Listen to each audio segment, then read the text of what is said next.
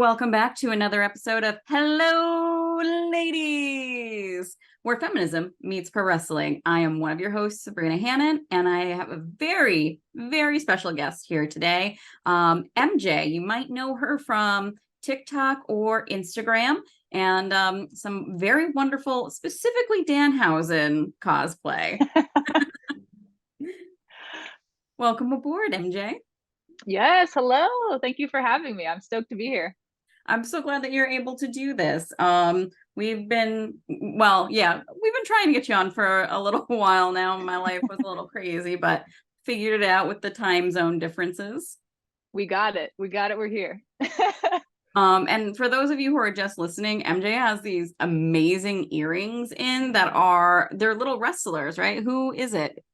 Yes, I always say it's a love child of Shawn Michaels and Ric Flair. Oh. They remind me of those like stretch 'em toys from I think the 80s. Yes, that's why I had to get them. I was like, yep, they're coming home with me. Yeah. I had one of those when I was a kid. My mom just knew that I liked wrestling, so she Mhm. found one at like a yard sale, but I think it was like Greg the Hammer Valentine. Oh, wow. Okay. Yeah, so I think that's who it was. I don't know. I obviously did not play with it very much, considering he was not of the era in which I was watching. So Right. yeah. That's funny you said that. I have a micro brawler next to me that's like a Greg the Hammer Valentine randomly that I just got in Oh, a crate. I'm. It's interesting that they make those. I know. I thought that too. So why don't we jump right on in here? When did you start watching wrestling? Like, how did you begin your wrestling journey? So my dad liked wrestling, and the first match that I remember watching, of course, was with Mick Foley and Undertaker, seeing Mankind get thrown off of a Hell in a Cell. I was just instantly just like, what is this? I want more. That's like my first visceral memory of wrestling. Even though I do think I watched quite a bit earlier than that. That's the one that stands out that like it just lives rent free in my head. Fair. That's yeah. If any match is going to live rent free in your head, that's the one. So seeing a man nearly murdered on national television is what brought you into wrestling. Got me hooked, I guess. Um, so who were your favorites then growing up? Because you were the Attitude Era is what really like hooked you. Oh, sure, yeah. Gosh, so many. So Undertaker was my first crush actually, which is really funny because you've seen photos of my boyfriend Ryan, and he literally looks like Navajo Undertaker. So it kind of like tracks, you know.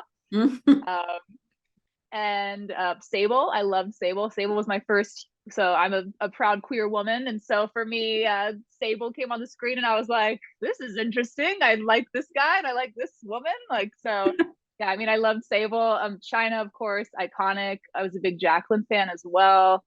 Mhm. Like I feel like I can never say enough good things about Jacqueline. I feel like she'll never fully get her roses in my eyes. I think she's incredible. Um, God, so many others. Mick Foley too. I'm always joking around. It's a long-standing joke with me and my friends that I have been waiting for Mick Foley to adopt me since the '90s. I've just been patiently on standby. So Mhm. those are definitely some of my favorites for sure. I'm so happy to hear you mention Jacqueline because I completely agree. I love Jacqueline. She was just so amazing. And I remember like I saw China, fell in love with China, and then I knew I was never gonna be like as tall as China, but I Mm-hmm. was same height or maybe like an inch taller than Jacqueline. So I was like, I can relate to this. Like she's tiny and badass. I love it. Yes, she really is. Yeah. And she was also the first woman I remember seeing not just doing wrestling or managing, but then also reffing, which I thought was really cool. Agreed. Um, yeah, I feel like a lot of women had like their awakening moments looking at Sable. I've heard that quite a few times. I know. I feel like a lot of my guy friends will chime in and be like, "Oh, Sable was like my first crush." I'm like, "Oh yeah, me too." And they're like, "What?" I just find it funny, like, because like you have Sable and the Undertaker, and like they just don't mash up. I know. And then my name's Miss Heel Ziggler on social media too. And it's like I've always like since the first time I saw Dolph, I was like, and I'm not typically attracted to like light-eyed men with blonde hair. And so this was like, oh, this is new, you know? So Yeah. Yeah, Dolph Ziggler is a very, very pretty man. So is his brother Ryan. Like they just that family. yep, couple of hunks. Yep, a couple of hunks. Exactly. So growing up, like were you a steady wrestling fan or did you ebb and flow? I did. I ebbed and flowed a lot.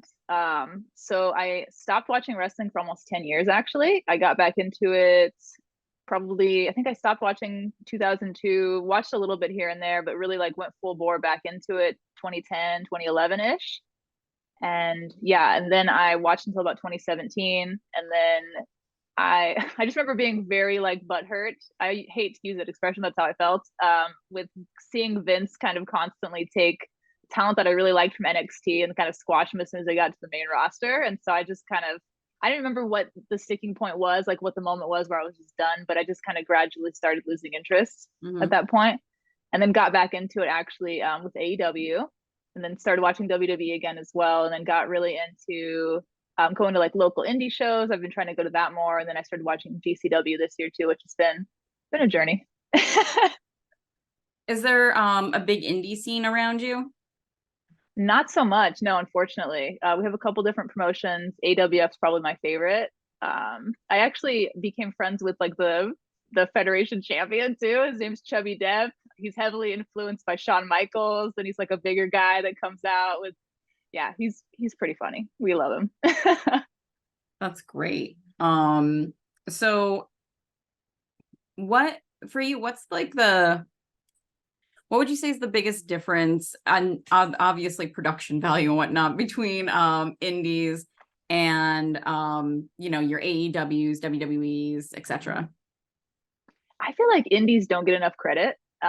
You touched on production value, which of course is part of it. Like we don't see a lot of in-ring promos, at least on I almost want to call them like pay-per-view type events, like the larger scale events, you know, because they'll have smaller shows here and there, but like the bigger kind of shows, you won't do like a lot of in-ring promos for sure. They kind of hype that up now. They're using it actually on social media, which is kind of a cool medium. They're kind of bridging that gap by having less in-person shows to use social media, and so it's kind of funny like being friends too with some of the local wrestlers too, because it's like this is kayfabe, right? Because some of it feels like oh they're all just hanging out, but then I'm like wait, this is a promo, right? Like what's happening?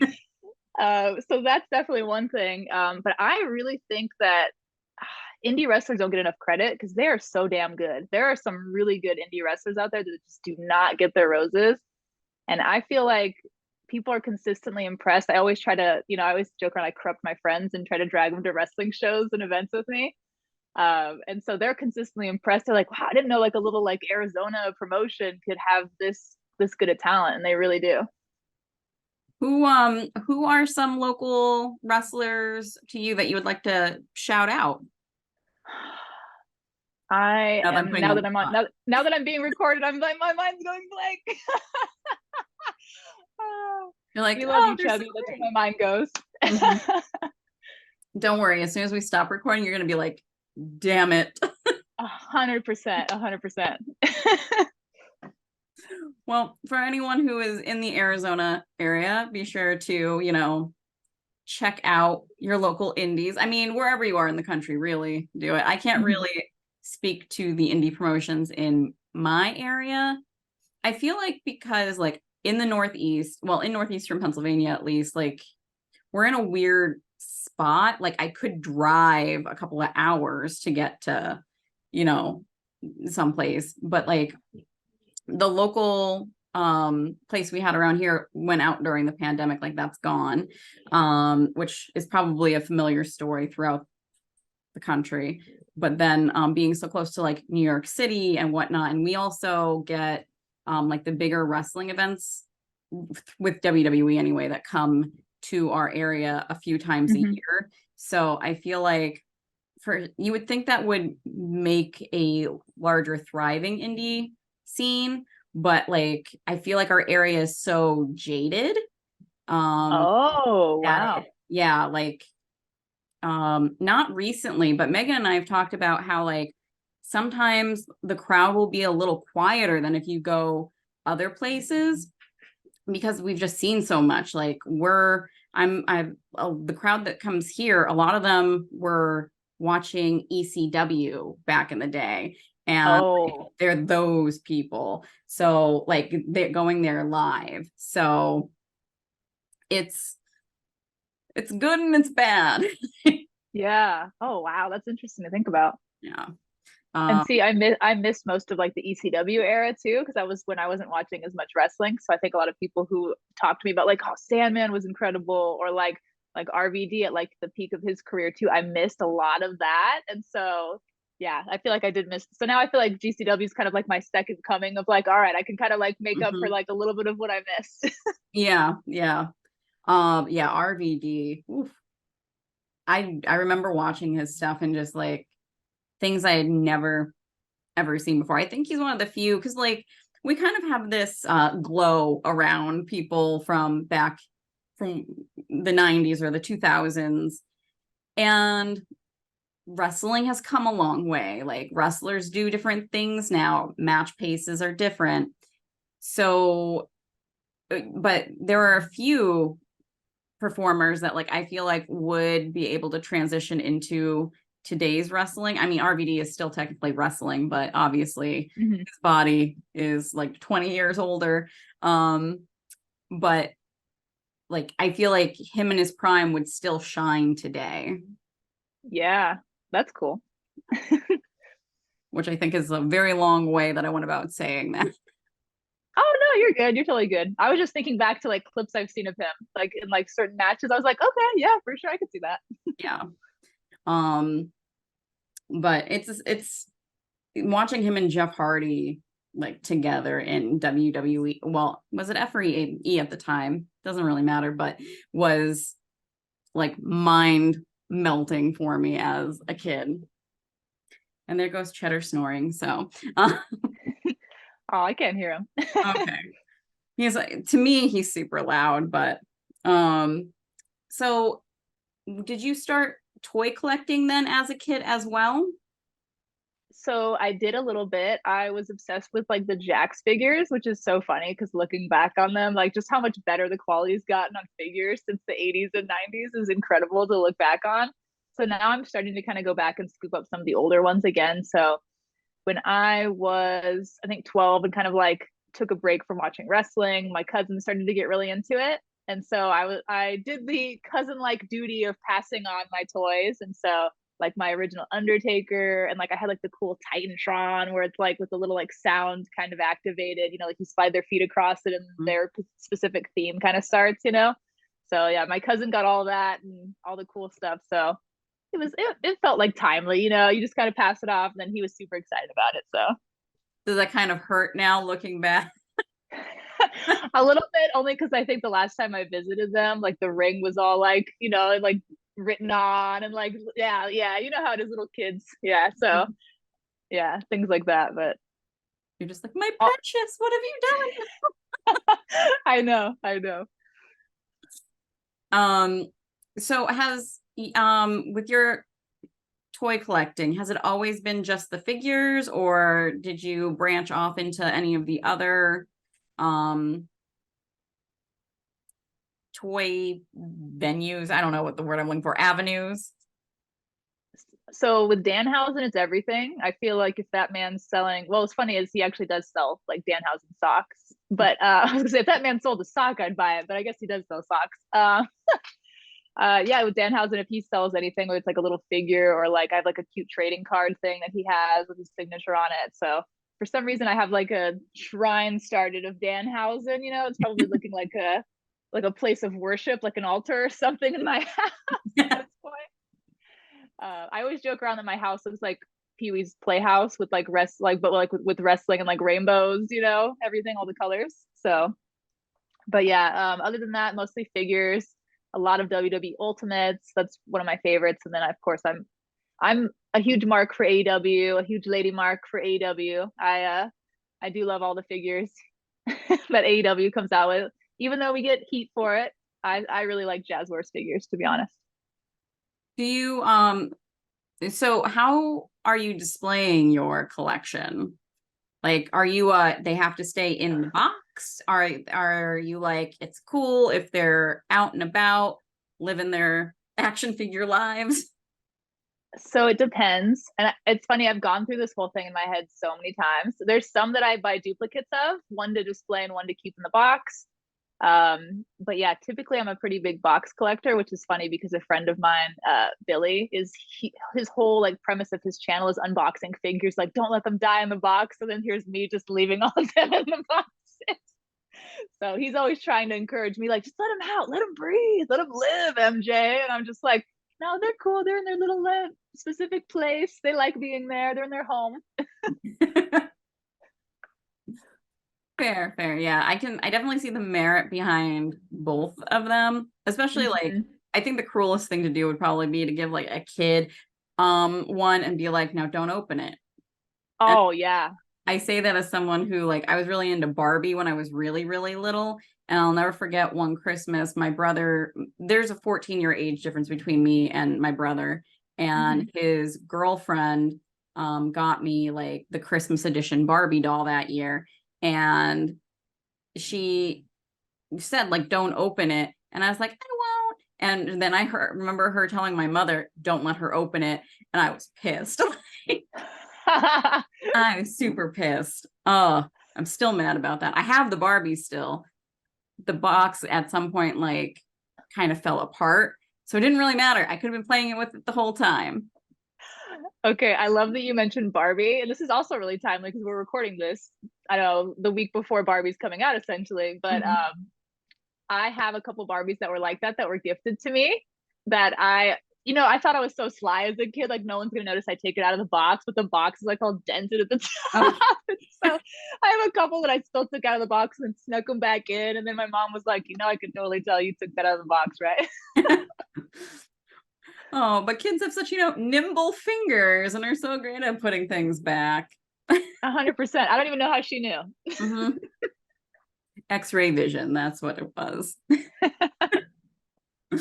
um so what is your favorite figure that you have collected? So it's definitely a Danhausen one for sure. He has actually I'm also obsessed with Matt Cardona, Zack Ryder, as some might know him as, and they have the Major Bendy's. I love Major Bendy's figures. I think they're fabulous. And so I have one of him with the very evil makeup from Full Gear 2022, and he's all like buffed out, but he's got the white face, and yeah, that's probably my favorite right now. I did pre-order two of the very nice, very evil Danhausen's, the Ringside Collectibles exclusive. I almost feel like I'm doing a promo for Ringside saying that. But yeah, I did get two of those. One to take out of the box, one to leave in the box. So that's probably going to be my favorite once it comes. Honestly, Do you ever feel like they're watching you? no. But my mom, for some reason, I'm gonna keep talking about my mom. Is this therapy? No, I'm just kidding. You'll be My getting the mom. bill at the end. Here's your super bill. Um, No, my mom, always wanted me to be very girly and have all the Oh, you got muted. Oh, there we okay, go. that's hilarious. My mom literally just called as the as she's like, my ears are burning. That is the funniest thing. Um, so sorry about that. But anyway, she bought me a bunch of porcelain dolls, and I used to, when I would sleep, turn them around to face the wall because it just creeped me out. I was like, they're gonna like I don't know what I was thinking. Your little kid brain is like, they can't come to life in my sleep and kill me if they're facing against the wall. That's number one rule of porcelain dolls, I guess. Yeah.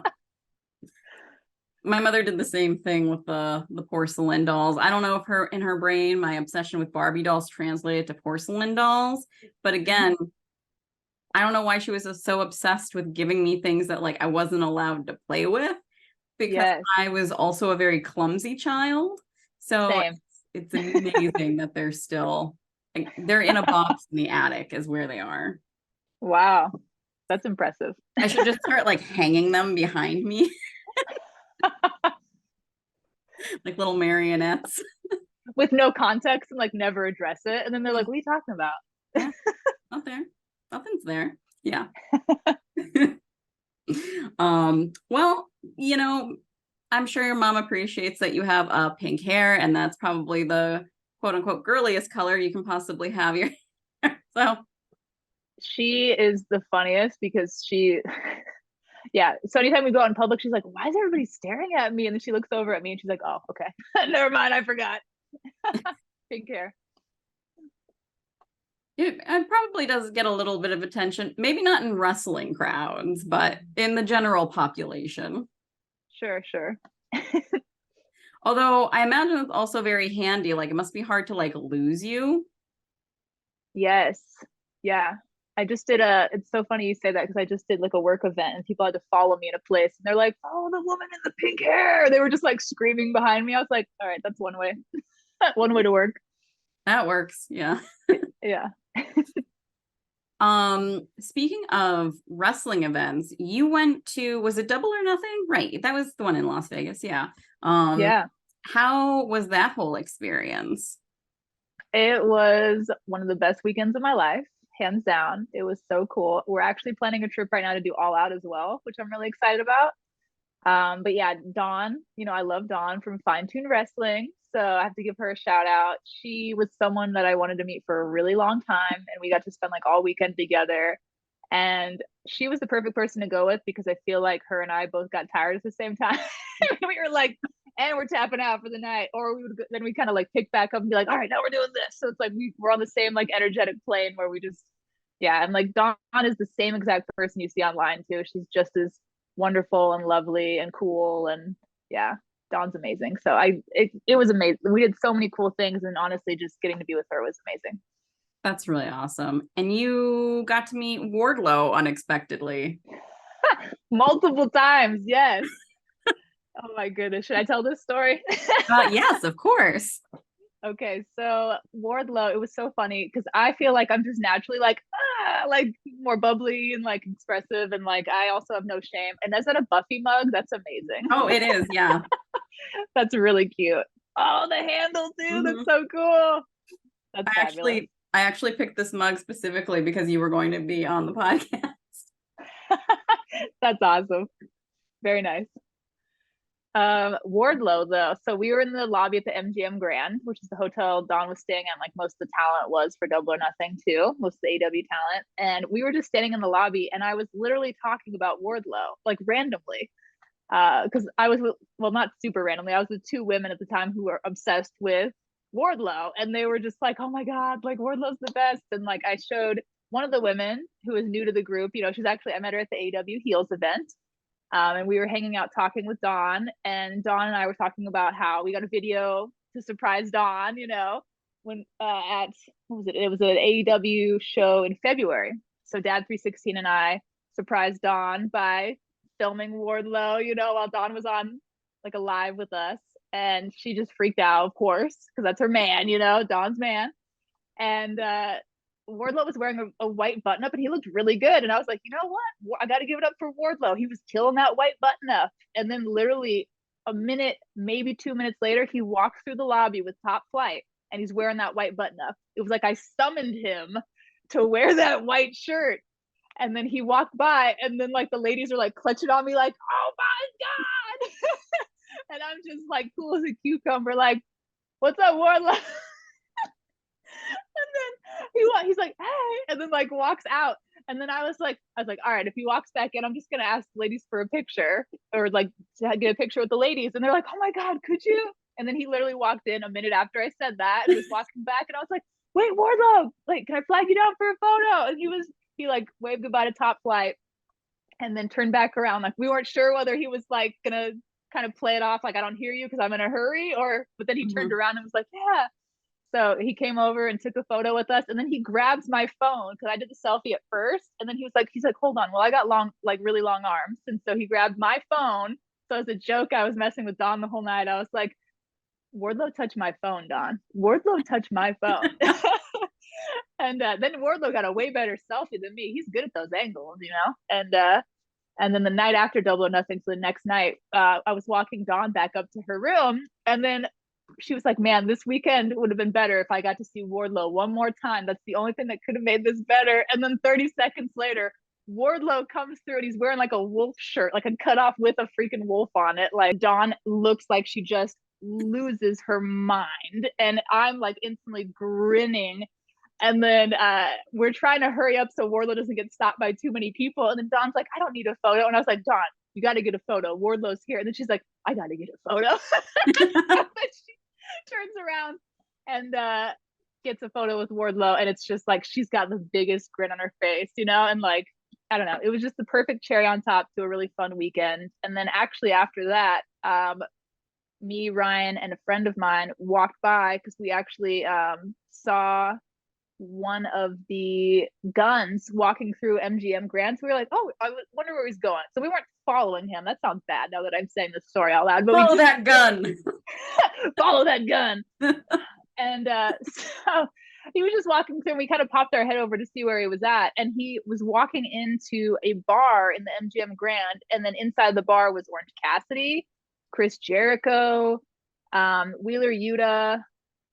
Who else was there? Jake Hager eventually walked in, Britt Baker, Adam Cole. It was like everybody. Oh, Ruby Soho as well, who I adore. Mm-hmm. Yeah, they were all in there. And oh my God, it was crazy. And so we were hanging out next to the bar, trying not to be creepy. And then Tony Khan walks in after that, and they're all just hanging out. Jericho's like giving Orange Cassidy like a pep talk by the bar, it kind of looked like, but I wasn't trying to like listen in. It was just like one of those moments that like as a wrestling fan felt so special just to see, you know, and like obviously we were being respectful. We don't take any photos or do anything, but it's just like a moment that lives rent free in my head now of just like, I can't believe that this was the weekend. This is my life. This is the coolest thing. I'm sure it was also one of those moments like maybe if we don't like cause a commotion, they won't kick us out. I know.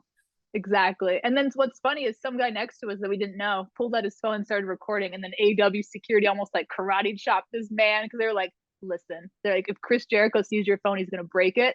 So put it away before he does. And I was like, ooh, you're in trouble. Yeah. Chris Jericho would be the one out of that group, I think, that would do that. For sure. Yeah. Yeah. Oh my gosh. I have a very expressive face. Like it would take everything in me, especially if I saw Orange Cassidy in a bar, like to like pull it all in and not just like literally explode like into like a puff of glitter. Well, I met Ruby before and I could tell she recognized me too. And she kind of like looked over at me and I was just trying to look away. Like I was like, I'm not here. I'm not being creepy. I'm just hanging out. Yeah. And then, but Orange Cassidy, he did look very good that night too. So I was trying to, I'm also a big Orange Cassidy fan. So I was like, I'm not going to go over there. I'm just going to let him live his life. But yeah, it was cool. Yeah. I met Ruby at a meet and greet at Comic-Con 2 years ago. And she was super sweet, but what was like really cute was there was this little girl who was maybe like 4 who was like the biggest Ruby Soho fan, and she was just so excited to meet her. It was the cutest thing. This was obviously before the heel turn. When Ruby turned heel, I was so sad because I thought of that little girl and I was like, I hope she's okay with this.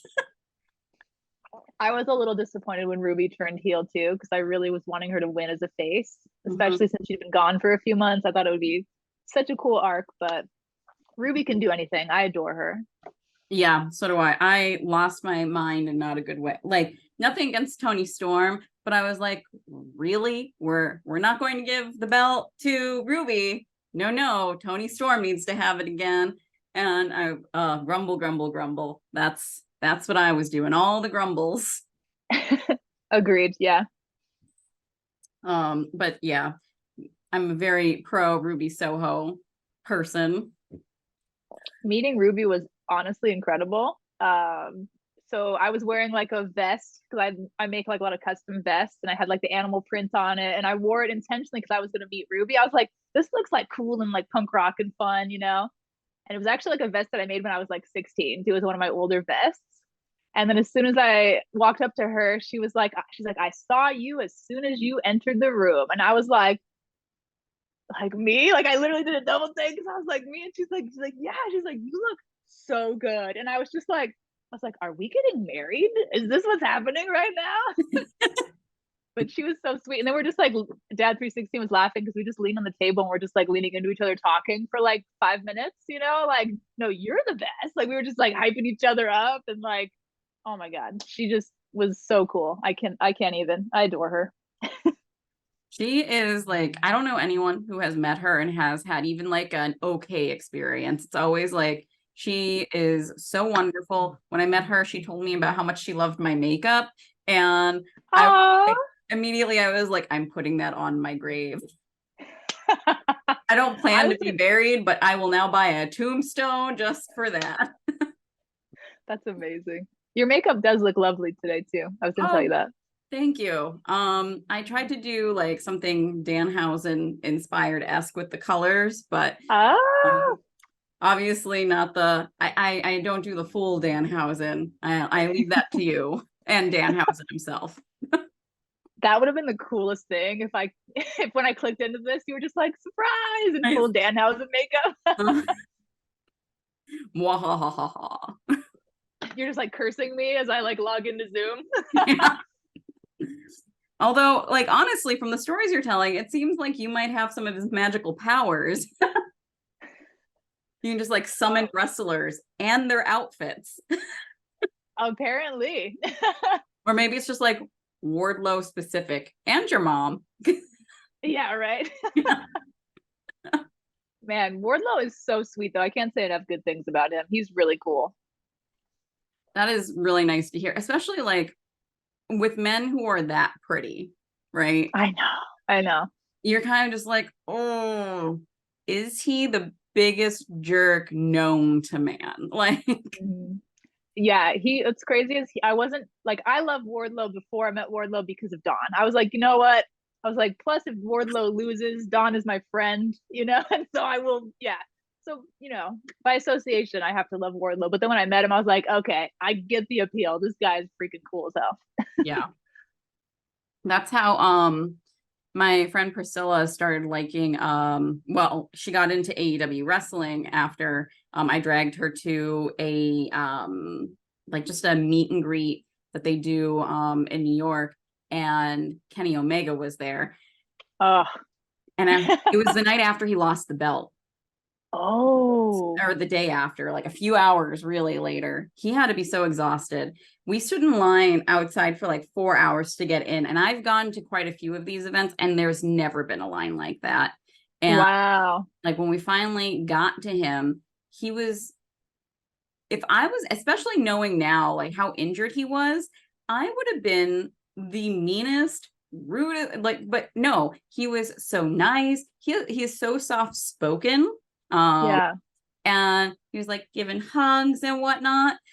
And Oh. I had said to him, I was like, sir, aren't you like so tired right now? And he's like, I'm only like a little bit more tired than normal. And I was like, you need to sleep more then. Like, I don't know what to tell you. Wow. I'm like sitting here swooning as you're telling me this story. I adore Kenny Omega.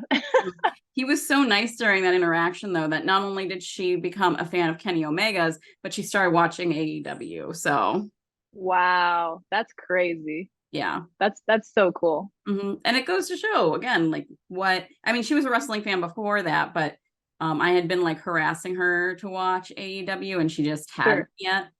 yet. So being nice to a fan can just like push them over the edge to where they're like, I'm gonna support this person.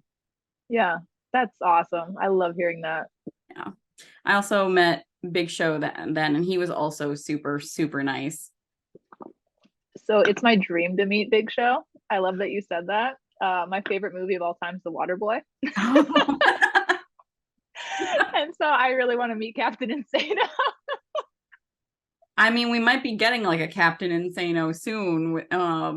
So maybe he will actually be somewhere dressed as Captain Insano when you meet him. When I tell you I would lose it, I would lose it. Yeah, I love that movie. He was just like the sweetest. He like when we got in line, he just like threw open his arms and went, "Come here." And Oh. I like snuggled right in, and I felt like I'd never been so safe in my life. And I was just like, yeah. Priscilla was terrified. She was just like, this man could crush me like this if he wanted to. So we Oh had my God. very, very different reactions, but I was like, I'd never felt so safe in my whole entire existence. Oh my gosh. That is the sweetest thing I've ever heard. I love that. Yeah, you can see in the photo too that like I'm just so happy and nestled in. Wait, is this on your Instagram? I need to see it now. Yeah, it's definitely on my Instagram. I'll have to like I'll look for through it and send it to you. Please, please do. That's amazing. Yeah, I'm just like, I I love that.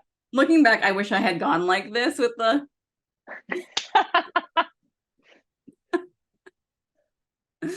but hindsight's 2020. You know, maybe when he's dressed as Captain Insano. There you go. I actually have it in my mind, like an audio that I would love to use for a TikTok video if he would be so inclined to film a TikTok with me.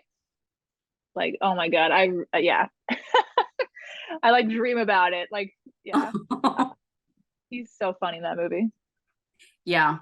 The water I haven't watched it like in the last 10 years. It's one of those I'm afraid to. Like Oh yeah, I don't want the memory to be tainted. yeah. I have a few like that. Yeah. Speaking, we kept talking a little bit about AEW heels. What, because you're the only person I know that's actually a part of it. Oh, Um, okay. what's been your experience with it? Yeah, it's actually cool. There's a few people in the community. So the thing I like about it's completely worth the membership, I would definitely say, first of all. I want to say it's somewhere between 60 and 80 a year. Whereas if you go in person to pay for a meet and greet, for example, that's $40 or $40 to $60 right there. So I essentially paid for and to kind of preface that a little bit more, you get to meet all female talent at an AEW show. For example, I got to meet Ruby because I was a Heels member. And so that was like a $40 savings, and the other 40, 20 to 40, I cannot remember how much an annual subscription is at the minute, but at the moment. But yeah, it more than well made up for it because then I went to Double or Nothing and I got to be in a room with Hikaru Shida, Nyla Rose, Thunder Rosa. I got to meet Aubrey Edwards, of course, who was hanging out, taking photos with everybody. The environment has been completely chill at the Heels meetups too. Like everybody's just kind of genuinely nice, wanting to get to know each other. We would do like a big group photo at the end, sometimes play games. And so going to Double or Nothing, I got to meet like 5 or 6 really wonderful AEW women's wrestlers. And so I was like, all right, well, this is paid for like the next 2 years. I'm good. Even if I don't go Yeah. to another pay-per-view. Yeah. So and there's also a really cool online community too, and it's really fun to have like a nice supportive community because there's people who post in there about things that aren't even related to the wrestling. Sometimes people will just be like, hey, I'm having like a really crappy day, I just want to like vent it out and talk to like some people who get it, and then maybe even just talk about what's going on in our lives, maybe just kind of cheering each other up, or of course talking about like favorite wrestlers, people sharing photo. I shared a photo, of course, of when we all met Wardlow in the lobby. I shared that one. And so it's cool. There's just people who genuinely, and then in the comments, everybody was swooning over Uh-huh. Wardlow too. So it's a fun, safe place to just kind of be a fan of wrestling and be a woman. It's really cool. Yeah, and there's like very, very few and far between spaces like that exist. Um, Very true. I feel like on Wrestle Talk, certain creators have like, tried to make that space exist at least within their space. So, and other than that, like, I mean, uh, I was just saying on Shayna's one post, like I don't follow really any more of the wrestling Facebook groups. One, I'm almost never on Facebook anymore, and two, like so toxic, so toxic. Agreed. I cannot read the comment threads. It will literally ruin my day. I'm like, nope. No, thank you. Yeah, Yeah, like agreed. I think the only one I'm still a part of is Cultaholic, and I won't read the comments. I'll just like read like the article or whatever that Cultaholic has put up, and that's it.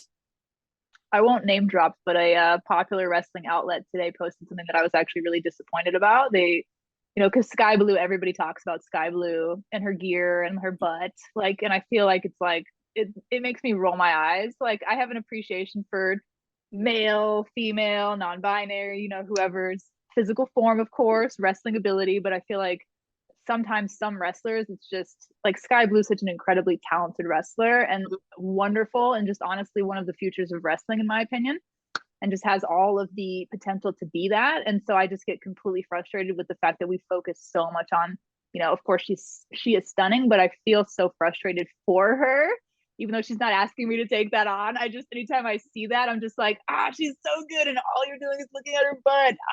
And so a popular wrestling outlet, you know, somebody, she shared a tweet that was like, hey, you guys can't wait, Chicago, you're going to see my gear, it's going to be freaking awesome. So her next gear, I'm assuming for All Out, is going to be incredible. But then they took her tweet and superimposed it on a photo where her butt is just prominently featured. And then it was just, the implication was like, okay, Sky's butt. And it's like, that's not how she meant that comment. But yeah, so frustrating. That makes me just hope that she comes out dressed like she's fresh off of an Amish farm. For some reason, I thought you were going to say that she's going to come out looking like the Mandalorian. I don't know why my mind went there. Like, That too. That too. I would accept that. That would be more fitting than, you know, Ivory from Right to Censor. It's got the Chicago stars on the side of the helmet. Perfect. Yeah. Although I feel like Mercedes Monet might be like, hey, I think you are infringing a little bit on like me awesome. and what I do. That's awesome. But yeah. We've MJ and I have talked before about how I think finding Wrestle Talk, it's the first time that I've actually made friends on the internet. Yes. And of course it's through wrestling, which makes the most sense because a lot of women that I talk to who like wrestling have the same experience. Like, it's really hard to find like other female wrestling fans like around you. Even my friend Priscilla, she lives 2 hours away now, so it can just be really, really difficult. And the internet is great because it just served up a bunch of, you know, women who, you know, believe in women's empowerment and feminism and love wrestling. And I was like, thank God. Instantly, like, I don't know if you ever watched SpongeBob, but like these are my people, like Mrs. Puff when she's in prison. Yeah, that's how I feel on Wrestle Talk when I see like women talking about wrestling. I'm like, these are my people. Yes, yes. And that's not to like, there are also obviously some men on Wrestle Talk and in the wrestling community in general that are, you know, great allies and love women's ability to wrestle as well as show off their booties. Exactly. Tyler Wrestles, who was on your podcast, comes to my mind. He's a good one. Yes. Yeah. Yeah, there's quite a few that I found, which is great. I love seeing men who are comfortable enough to be like, women's wrestling is great. This gear is also awesome, but that's not like the main part of the show. Sure. Yep. Yeah. Because like, obviously, like I mean, we've been spooning a little bit here about Wardlow. So. That's true. And of course, Kenny Omega. I have a video Yeah. about an appreciation for Kenny Omega's abs. So yes. Yeah. Anyone who's ever listened to this podcast will know Megan will go on and on and on about Kenny Omega. And on the podcast in a very respectful way. I will say that. So, like, there's nothing wrong with like finding someone attractive and, you know, but like, that shouldn't be all you talk about with their abilities. Exactly. Yeah. Yeah. Like, I would like to see the same outlet that posted about Sky Blue also swooning over Kenny Omega's abs. You know, I would like to see that featured in the news feed. Yeah. That would be very refreshing. Right? Yeah. It's like, who do you prefer, blonde Kenny or dark-haired Kenny? Do you like the blue that he also sports sometimes on occasion? Which is your favorite? Do you like jeans Kenny or wrestling gear Kenny? Jeans Kenny is goated. Yeah. Oh yeah. Yeah, he definitely knows that at this point too. Like you can just tell he's just like, haha. He's like, I'm gonna work these Levi's. Mm-hmm. Honestly, he should get some sort of jeans deal at this point. The man needs a kickback. Yep. Yeah. Because like if I was a dude and I thought that there was a snowball's chance in hell that a pair of jeans could make me look that good, I would buy all of them. That's awesome. It's just like everyone really seems to like him in those jeans. Must be the jeans. Must be the jeans. Okay, if the guys of Wrestle Talk are watching this, can we make this a trend? Because this would be the funniest thing ever. Is a bunch of guys get jeans to look like Kenny Omega. I know for a fact that Tyler is a faithful watcher because like occasionally I'll slip in at the end. Oh yeah, and shout out to Tyler, who's probably the only person that's made it to the end, and I'll get a message from him like, so I caught the shout out this week. I'm Tyler, to say he's not the only one that gets to the end anymore, but I appreciate Tyler. that's awesome.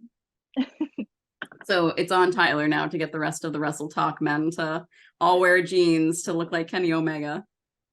That's right. Tyler, if you're watching this, it's on you, man. No pressure. All of the pressure. You must do this now. Make it happen. You have the power. He's got the power.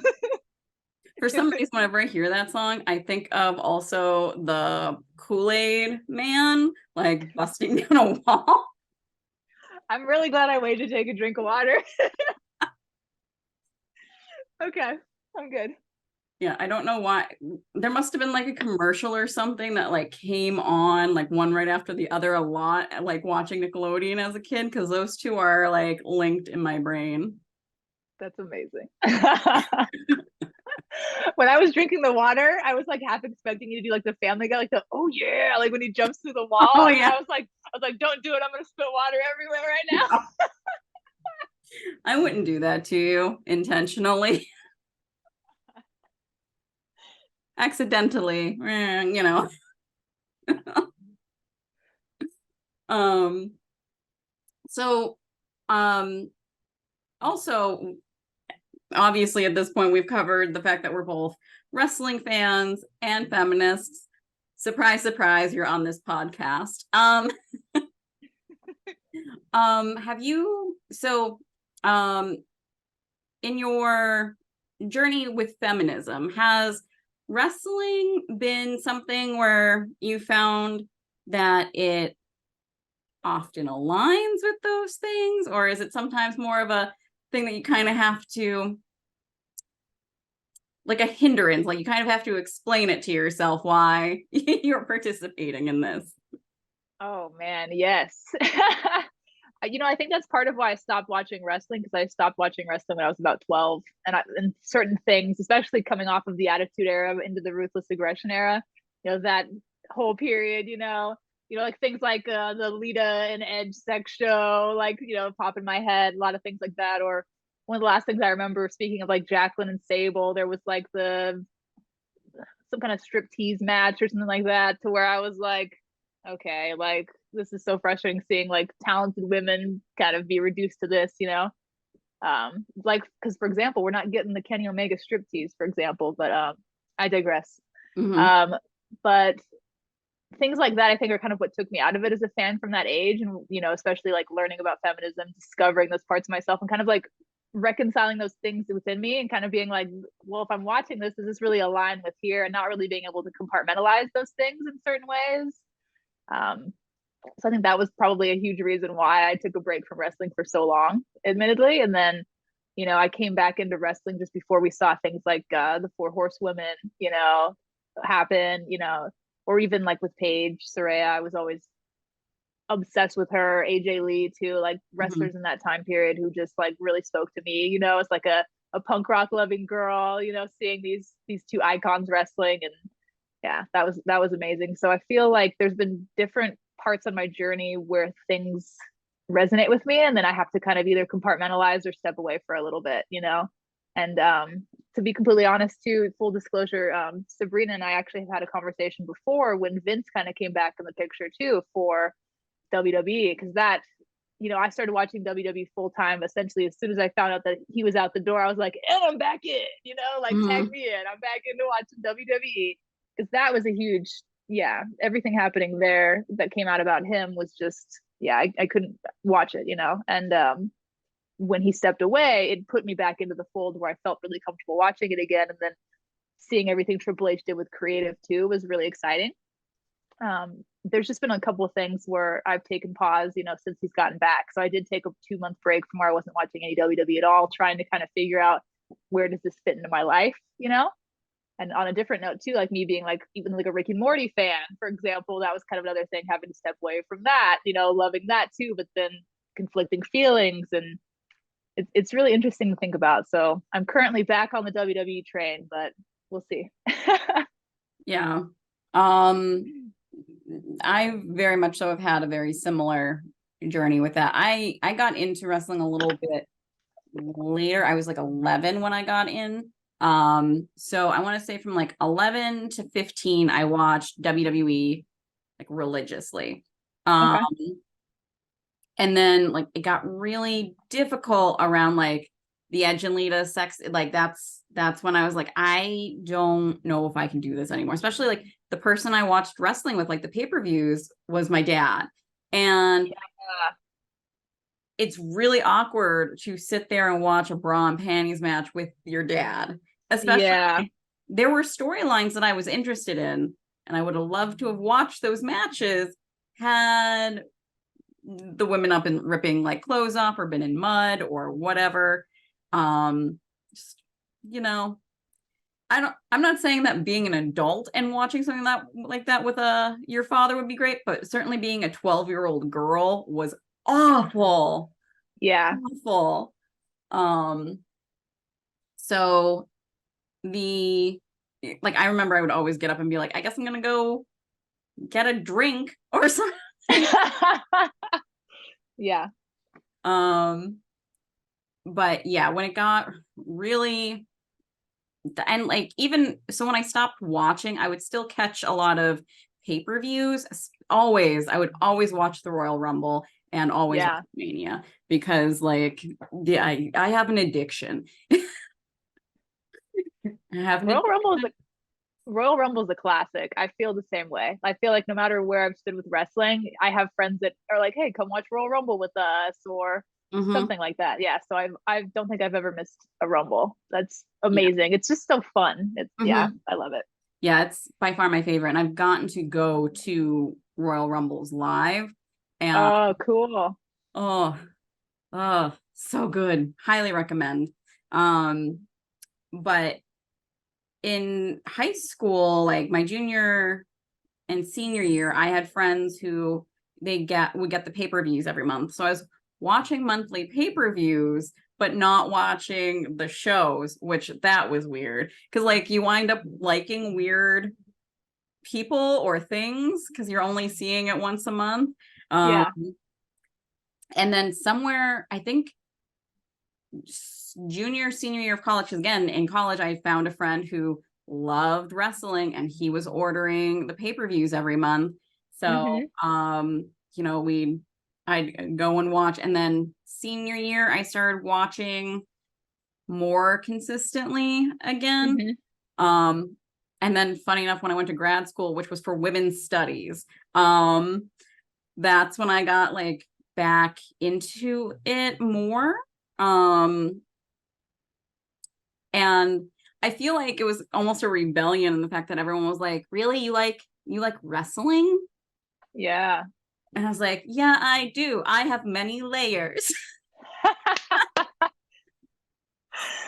Oh my God. I had that's so funny that you said the many layers thing. This is a total side tangent. I had a coworker who did a Zoom call with me like 2 weeks ago, and he was just like, the Zoom must have cut out or something because he was like, wait, what did you say? Did you say that you're listening to metal music? And I was making a joke about how randomly my YouTube in the background started playing this weird flute music. And he's like, oh, you listen to flute music? You love wrestling? He's like, you got a lot of layers, lady. Like, I don't know why flute music started playing, but all right. Well, you could love flute music and wrestling. That's right. Yeah. Why not? My one friend who was the one in college I'd watch wrestling with all the time. He oh, I should know what instrument he plays. He's like in the not Philharmonic, I can't talk. He's in some like fancy schmancy orchestra. Yeah. And I want to say it's not the violin, it's the other one that's stringy. Cello? Cello, I believe is what he does. I've been to his concerts too. I'm a great friend, clearly. You're fine. So where was I going? Oh, yeah, but again, like I feel like after grad school, I stopped watching again until the Four Horsewomen came about, because 2010 to 2012 wasn't necessarily the greatest time to be a female wrestling fan either. Like it was somewhat like it was meh, like Yeah. oh. But then when the Four Horsewomen came back, my one friend was like, Sabrina, like you should get back into this. You're going to love it. And as soon as I saw what the women were doing, I'm like, I'm here now. And I haven't left.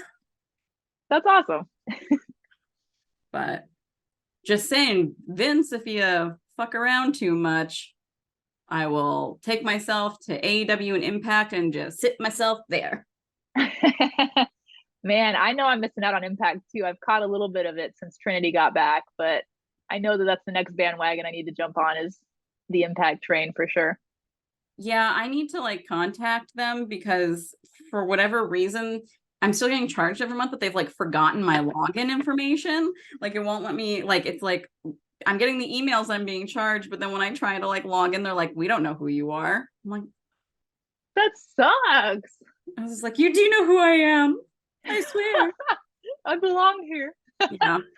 I think you'll really like Joe Hendry as well. If Yeah. you don't know who he is, he's mark my words. I would love to see something with him and Danhausen, because Okay. Joe Hendry makes up entrance songs. He did one for Matt Cardona, which was great. So yeah, he makes up like little entrance songs where he mocks his opponent and for the feuds. Okay. It's fantastic. There was one for he faced Scotty Too Hottie, Okay. and they're just beautiful. They're just beautiful because they're like classic songs that like we would all know. Like this isn't one that he's done that I'm aware of, but like the YMCA, but the lyrics Yeah.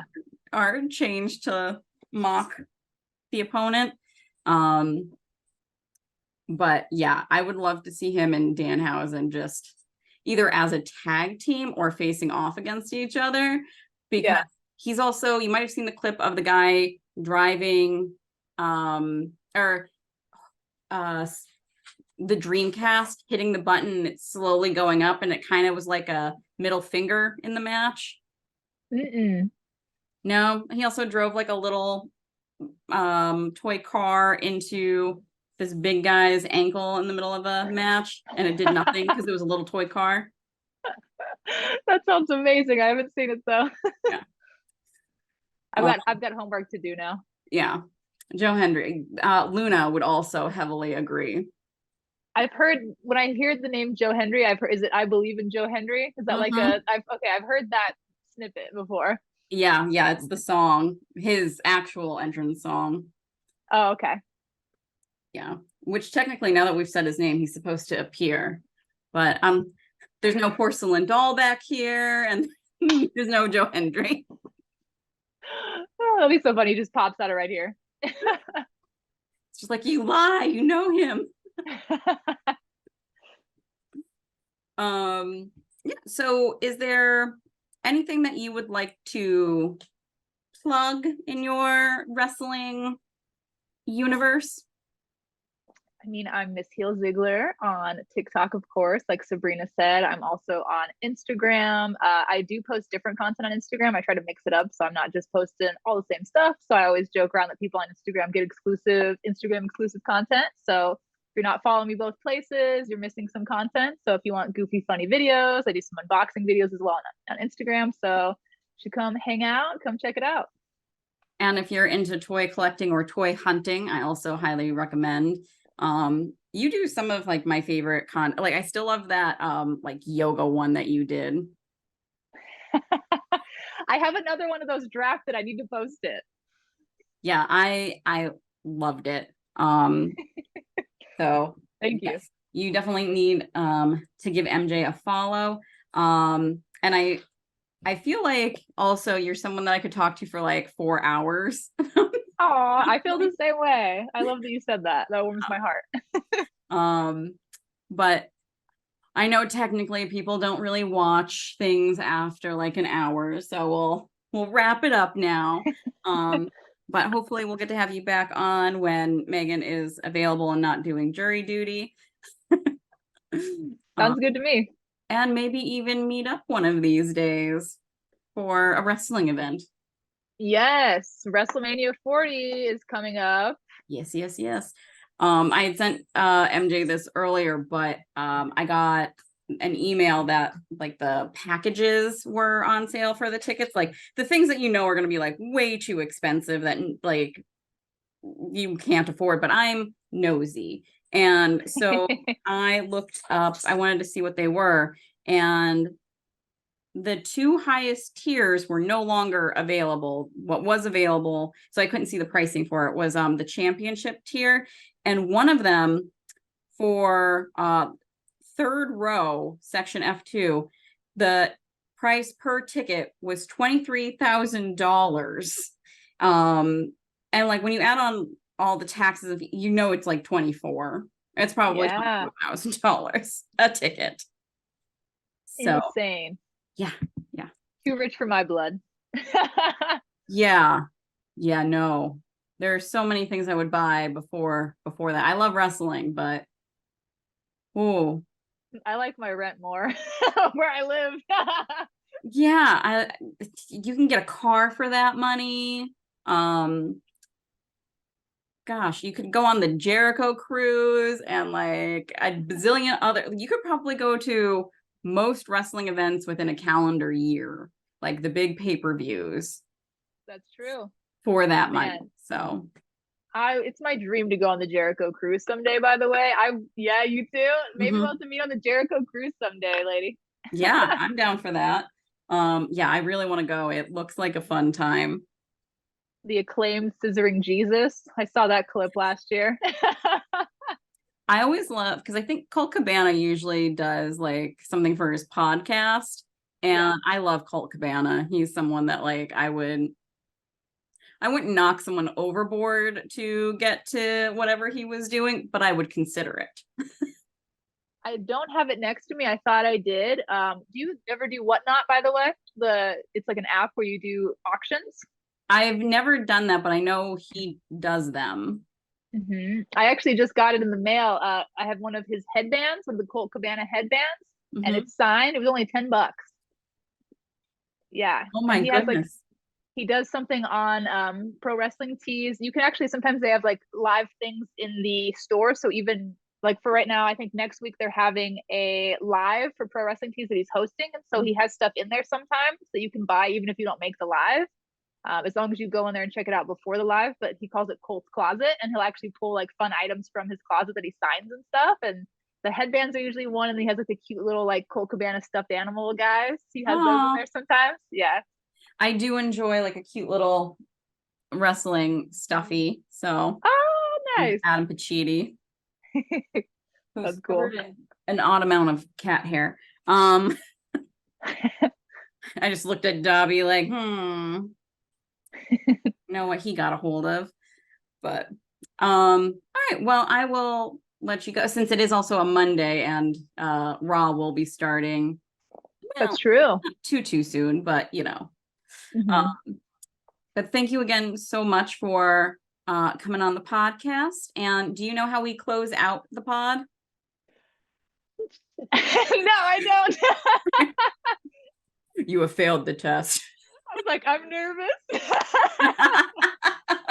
Unleash the teeth. I think I just rains teeth on you all of a sudden. It's Joe Hendry. He's really there. You're right. But dressed in a bear costume for some reason. um how we always wrap it up is we say, in the words of our Lord and Savior John Cena, hustle, loyalty, and respect. Yabba-do. That's amazing. Wait, is the Yabba-do in relation to the Fruity Pebbles? Yes, Brilliant. it is. So would you like to join in the sign off? Yeah, let's do it. All right. Do we say it once together? Yep. Okay. Yep. All right. All right. So in the words of our Lord and Our Savior, Lord and Savior, John John Cena. Cena. Oh. All right. You ready? Yep. Hustle, So, loyalty, and respect. back. Yabba-do. Yabba-do. Yabba. I almost said yabba dabba do, yabba do. Gotta put a little extra pepper on it. Oh.